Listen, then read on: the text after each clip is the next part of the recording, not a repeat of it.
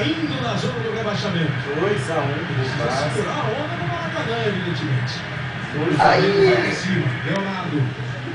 Aí. Sozinho.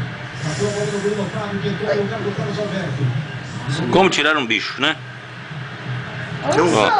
Caraca, velho. Bota um tênis buraco nessa coisa pra eles andar. Olha o buraco que ficou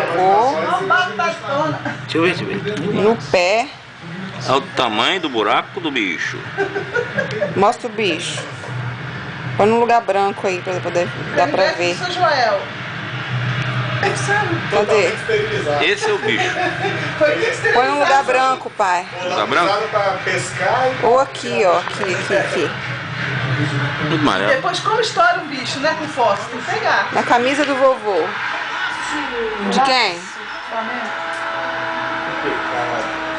Cagado da saída, né?